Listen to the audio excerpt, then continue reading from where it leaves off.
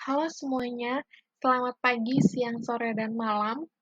Perkenalkan nama saya Lawerna Octavia Simamora dengan NPM 2022 41500036 dari kelas R6A, Prodi Pendidikan Biologi. Di sini, saya akan mempresentasikan hasil jawaban ujian tengah semester mata kuliah metodologi riset. Di sini terdapat 5 soal yang akan dibahas satu persatu. Kita masuk ke dalam soal yang pertama. Soal yang pertama itu adalah jelaskan dengan bahasamu sendiri mengapa latar belakang sangat penting dalam sebuah proposal riset. Uraikan juga cara menyusun latar belakang yang baik dan logis. Nah, kita bahas yang pertama itu adalah mengapa latar belakang sangat penting dalam sebuah proposal riset. Nah, latar belakang dalam proposal riset itu sangat penting karena berfungsi sebagai dasar atau fondasi dari keseluruhan penelitian. Di bagian ini, peneliti menjelaskan alasan utama mengapa riset tersebut perlu dilakukan. Biasanya, latar belakang menggambarkan adanya masalah atau kesenjangan antara kondisi ideal dan kenyataan yang terjadi di lapangan.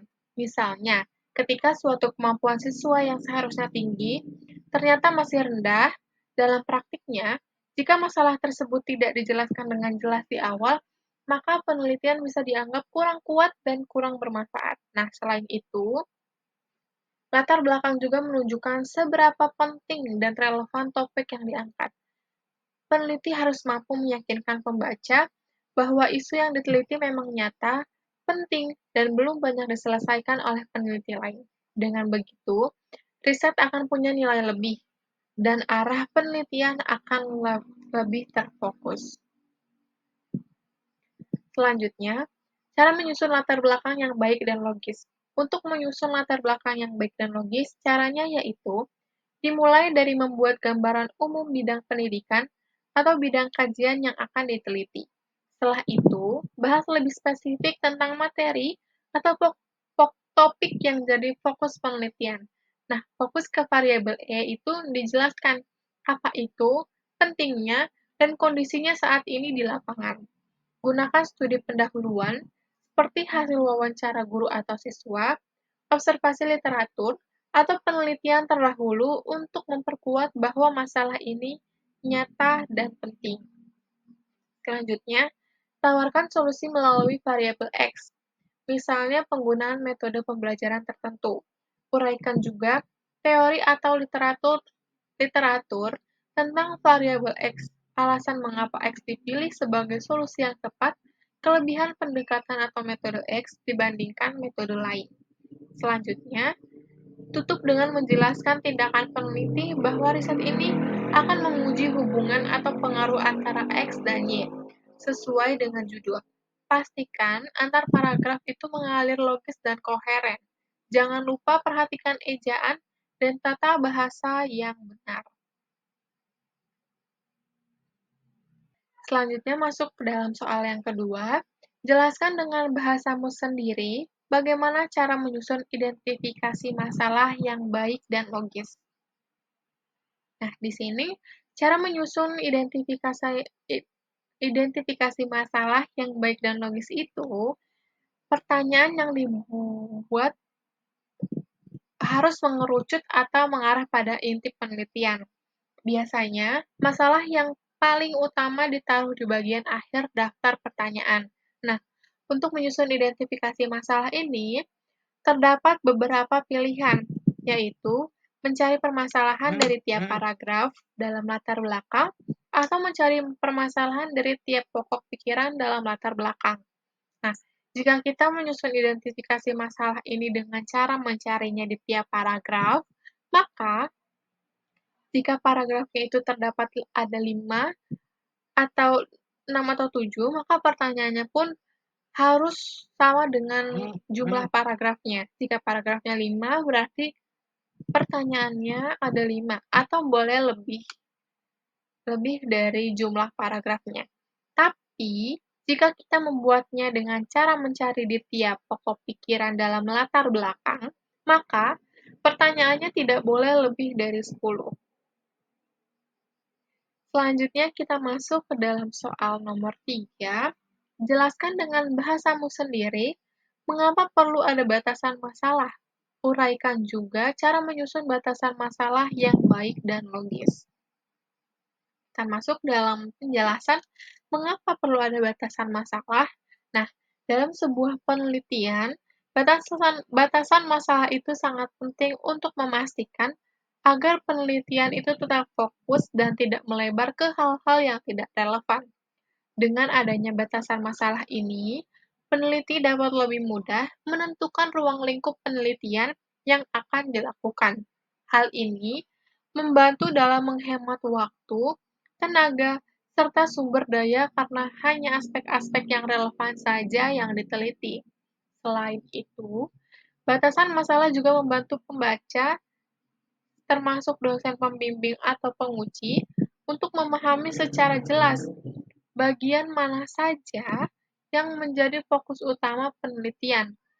Tanpa adanya batasan masalah, penelitian ini bisa menjadi terlalu luas dan tidak terarah, sehingga hasilnya pun menjadi tidak maksimal. Selanjutnya, cara menyusun batasan masalah yang baik dan logis. Nah, cara menyusun batasan masalah yang baik dan logis itu dimulai dari untuk batasan masalah dalam riset biologi pendidikan umumnya dapat berupa teori dan indikator dari tiap variabel yang digunakan dalam penelitian, tempat penelitian, materi yang diteliti, dan lain-lainnya. Nah, untuk batasan masalah dalam riset biologi murni, umumnya dapat berupa ruang lingkup pengamatan, misalnya parameter pertumbuhan yang diteliti, banyak ulangan percobaan, banyak konsentrasi, tempat penelitian, jenis pakan yang digunakan, media yang digunakan, dan lain-lainnya. Lalu, batasan masalah ini bukan berarti judul tugas akhir yang ditulis kembali dengan lengkap. Selanjutnya, perhatikan juga ejaan bahasa Indonesianya dalam penulisan batasan masalah. Gunakan kalimat langsung, tidak bertele-tele, dan mudah dimengerti. Selanjutnya, kita masuk ke dalam soal yang keempat, yaitu jelaskan dengan bahasamu sendiri bagaimana hubungan antara rumusan masalah dan tujuan penelitian. Uraikan juga cara menyusun rumusan masalah dan tujuan penelitian untuk riset kuantitatif yang baik. Nah, kita bahas yang pertama, hubungan antara rumusan masalah dan tujuan penelitian. Nah, hubungan antara rumusan masalah dan tujuan penelitian bersifat langsung dan saling berkaitan.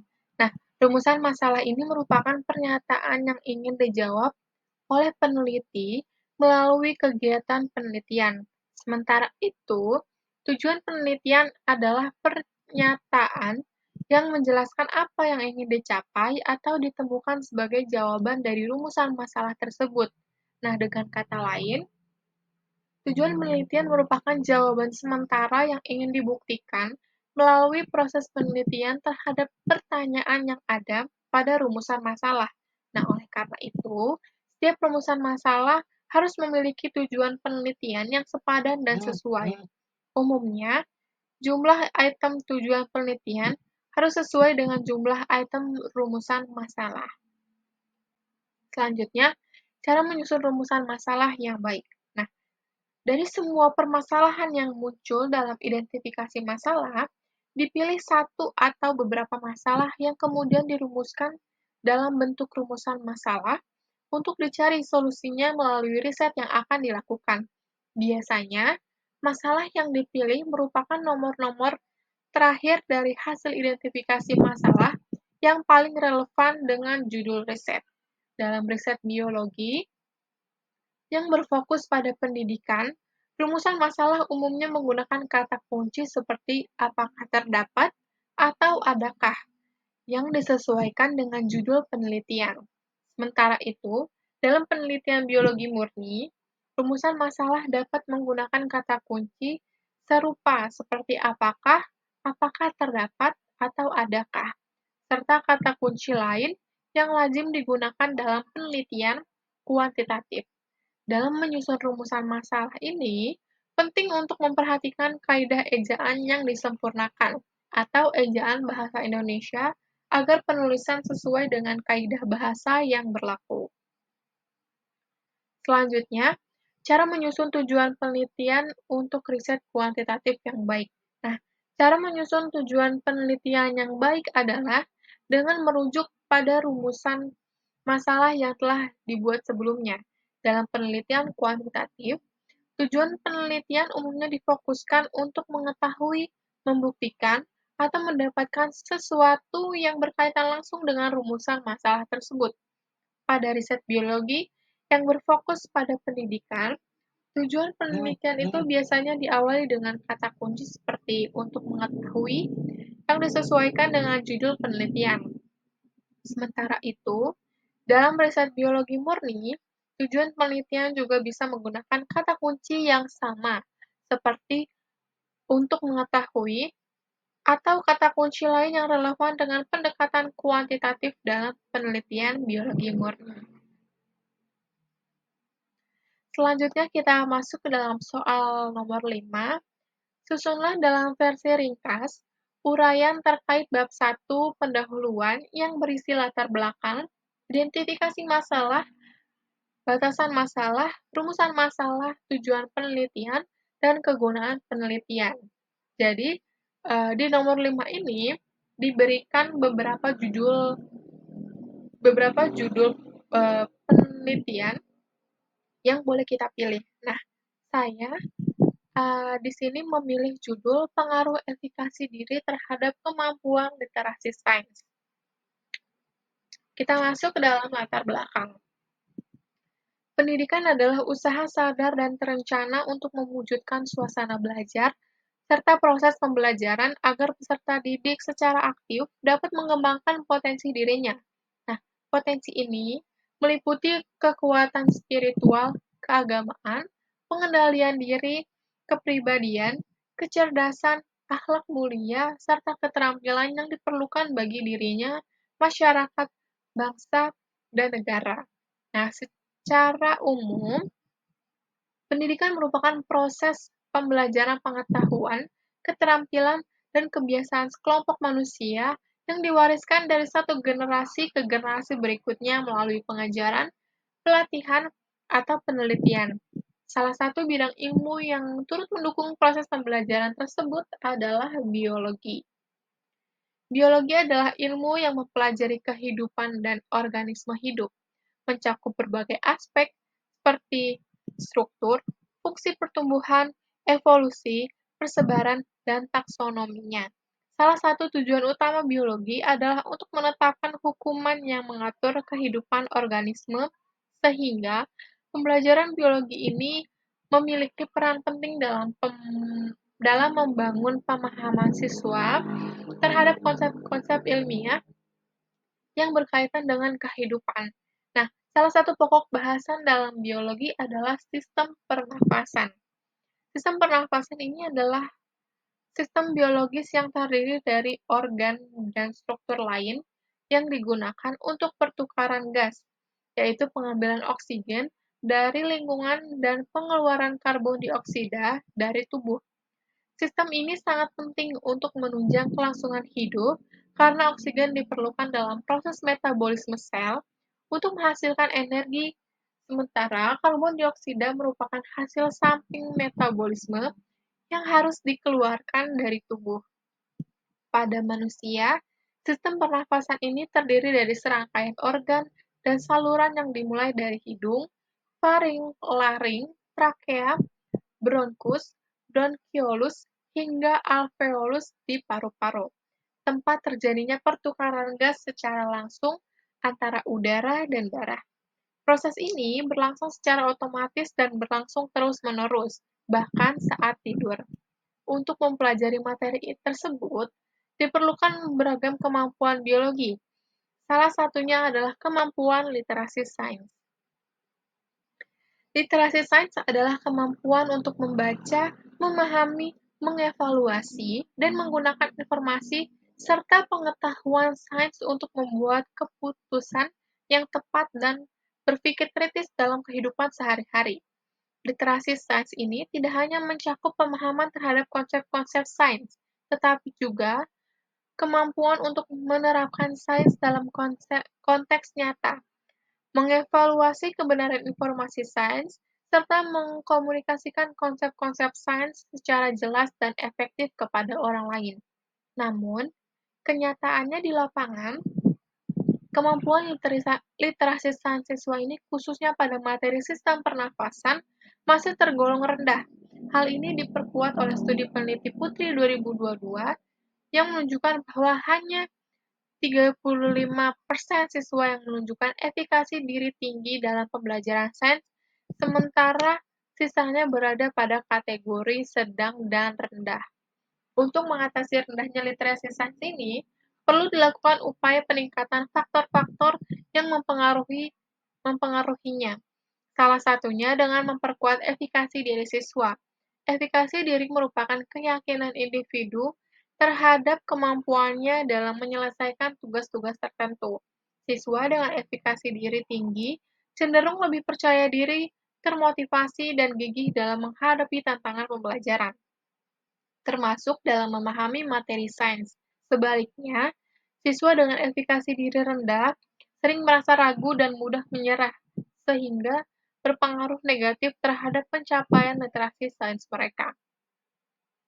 Adapun keunggulan dari upaya tersebut adalah siswa dengan efikasi diri tinggi cenderung lebih termotivasi, giat, dan tekun dalam belajar sains, serta berani menghadapi tantangan dan aktif mencari solusi saat mengalami kesulitan memahami konsep-konsep sains yang berdampak langsung pada pemahaman dan penerapan ilmu dalam kehidupan sehari-hari. Mereka juga lebih percaya diri dalam memecahkan masalah, mengemukakan pendapat, menguji hipotesis, dan membuat keputusan berdasarkan bukti ilmiah. Inti dari literasi sains. Nah, penelitian menunjukkan adanya hubungan positif dan signifikan antara efikasi diri dengan tingkat literasi sains, dengan kolerasi yang kuat. Hal ini sejalan dengan temuan Bandura tahun 1997 yang menyatakan bahwa efikasi diri ini berperan penting dalam pencapaian hasil belajar dan pengembangan kompetensi siswa. Oleh karena itu, untuk dapat mengetahui lebih jauh terkait permasalahan yang telah dijelaskan sebelumnya, maka akan dilakukan suatu penelitian dengan judul Pengaruh Efikasi Diri Terhadap Kemampuan Literasi Sains. Untuk identifikasi masalahnya, terdapat 6. Nah, yang pertama, apakah proses pendidikan saat ini sudah mampu mengembangkan seluruh potensi siswa secara optimal? Yang kedua, apakah pembelajaran biologi sudah mendukung pengembangan kemampuan pemecahan masalah ilmiah siswa secara efektif? Yang ketiga, mengapa siswa masih mengalami kesulitan memahami konsep sistem pernapasan?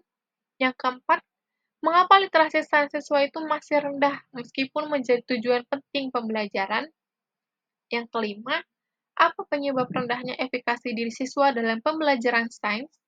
Dan yang keenam, apakah terdapat pengaruh efikasi diri terhadap kemampuan literasi sains siswa?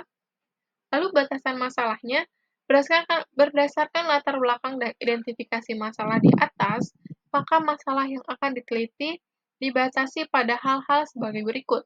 Yang pertama, efikasi diri yang digunakan dalam penelitian ini mengacu pada teori Bandura tahun 1997 yang mencakup keyakinan siswa terhadap kemampuan dalam menyelesaikan tugas pembelajaran sains. Yang kedua, kemampuan literasi sains yang digunakan dalam penelitian ini meliputi pemahaman konsep, penerapan konsep dalam kehidupan nyata, serta kemampuan berpikir kritis dan pengambilan keputusan ilmiah. Yang ketiga, penelitian ini dilakukan pada materi sistem pernafasan dalam pelajaran biologi. Selanjutnya masuk ke dalam rumusan masalah. Apakah terdapat pengaruh efikasi diri terhadap kemampuan literasi sains? Lalu tujuan penelitiannya adalah untuk mengetahui pengaruh efikasi diri terhadap kemampuan literasi sains. Selanjutnya, kegunaan penelitian. Yang pertama, kegunaan teoretik. Penelitian ini diharapkan dapat menambah literatur mengenai hubungan antara efikasi diri dan literasi sains serta menjadi referensi untuk penelitian lanjutan yang berkaitan dengan pengembangan kemampuan sains di kalangan siswa. Yang kedua, kegunaan praktik. Kegunaan praktik bagi siswa, penelitian ini diharapkan dapat meningkatkan pemahaman siswa mengenai pentingnya efikasi diri dalam pembelajaran sains, sehingga mereka lebih termotivasi dan percaya diri dalam menghadapi materi biologi. Kegunaan praktik bagi guru, penelitian ini diharapkan dapat memberikan wawasan bagi guru tentang pentingnya membangun efikasi diri siswa untuk meningkatkan kemampuan literasi sains sehingga dapat diterapkan dalam strategi pengajaran mereka. Kegunaan praktik bagi sekolah itu, penelitian ini diharapkan dapat digunakan sebagai bahan rumusan kebijakan sekolah dalam merancang program pengembangan kemampuan literasi sains yang lebih efektif. Nah, yang terakhir bagi peneliti, penelitian ini diharapkan dapat memberikan pengalaman berharga bagi peneliti dalam memahami dinamika efikasi diri dan literasi sains, serta menjadi dasar penelitian lebih lanjut di bidang pendidikan biologi. Sekian presentasi dari saya, kurang lebihnya mohon maaf bila ada kata atau tindakan yang kurang berkenan. Sekian, terima kasih.